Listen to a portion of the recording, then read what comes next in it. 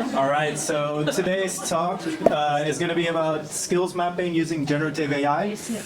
Hopefully to help you, AI, hopefully to help you navigate the future a little bit faster. But after hearing Ruben's talk, I might as well call this how to break all the rules of the pyramid principle. I have too many slides, I'm a little bit nervous, and I don't have a lot of time. So I'm just going to hide it with a bunch of information and maybe some call to actions at the end. So first up, I work at Growth Tribe as the head of learning, and currently we teach people about digital and how you can improve your business results with digital skills such as growth marketing, digital marketing, data, AI, and a bunch more. The problem with all of these cool buzzwords is that people come to you with very weird requests when they need training. And we know that over the past decades, it's always been interesting to look at new technology and what it can do for your work, and then as an L&D professional to see, what can actually become a part of my strategy. But over the past few years, it actually has become a lot more exponential. And we've seen the buzzwords pop up, and companies come to us way sooner, even before they actually know what the business impact is they have in mind. So what I want to talk about today, of course, is the general process. And I'm going to give you some tips on how to do this first step a little bit better before you go into identifying gaps or creating relevant experiences. I want to focus on this first part a bit. And I might be sharing some steps that are relevant for you and you can take away, that you can start trying tomorrow. Or it's absolutely useless to you, and then I've only wasted 5 minutes of your time. So let's see. First up, getting impact right. I think linking skills or kind of learning objectives to impact is already possible, even with new fields such as generative AI. BCG has a really nice use case already showing like differences between people using generative AI versus not, and then the performance improvements. So you can take an example of that, but I think it all comes down to the framework that you use as a mental model. And we've developed a very simple framework back in 2020, I think, together with Bo, who's currently the head of impact at Lapaya, and it just allows you to break down company objectives into learning objectives, and then always keep that connection in mind. But then you get to this part where you actually start mapping the skills, and then you see that definitions actually start becoming very difficult. So data analytics, you might have several definitions of what that means. You have different labels for the same skill. So we talked about human-centered design, user experience design. Could be very confusing. Or you have made-up terms like digital prophet, chief happiness officer. Sorry if anyone has that name. But it is very confusing.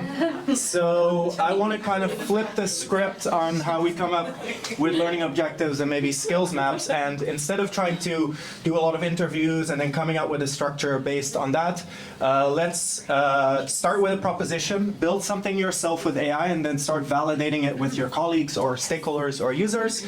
So of course, this is the working backwards method from Amazon. Build something, test it, iterate on the go. And I think AI can help you do this because it takes away some of the thinking and it creates something really fast. Just keep in mind, it is still a little bit creepy, so don't give away all of your intelligence, and say thank you every now and then, so when the apocalypse comes, they won't kill you because you were nice to them. So let's have a look. We built a toolkit. At the end, there's going to be a download. You can just go through it and see if it's actually useful for you. But I'm going to go through each step and then, see if it's clear. First up, I think you do need a little bit of context, so you can't just like throw a prompt in ChatGPT, but you need a bit of context. So business, product, team, the projects you're working on, some goals, however well you can define them, and the skills. Now then, if you have this, you go into your prompt. So we have 2 prompts in this toolkit, which is a business outcome first, which is preferred. But if you don't have a business outcome, you can start with skills first. So then it creates some examples of business outcomes you can validate with business leaders as well. Then we take it and we go into LLM of choice. Who here is using maybe any kind of like ChatGPT in their work already? No. Nice. So not officially. No. Don't tell your boss. The boss is here. The boss is here. Yeah. Not listening. Nice. So you are not using ChatGPT to copy the prompts, replace all of the placeholder context with your context from step 1, and you actually generate like a really nice table already in ChatGPT. You can still refine this in the next step, so you can say, break it down in more detail, add job specific nuances, or just show me some variations. You can do that as well. When you're happy, you can copy it over into your tool of choice for presentation as an MVP. I use Miro because it just allows me to collaborate right away, and you can actually paste as stickies right away, so it's very easy, and then you can just set up your workshop from there. We have a workshop format, but I think it's most important to validate the business skills, the link between those goals and the skills you're presenting. Then also the relevance of the skills and how they're defined, but maybe even prioritizing them together is what you want to do. And then step 7, you can take it and go into your tool of choice to actually start integrating your skills map after you've refined it a few times. So at this point, you can use a fancy tool like Viva or a spreadsheet, or you can do actually everything I said can be done by Sana. So you can also just ignore this toolkit.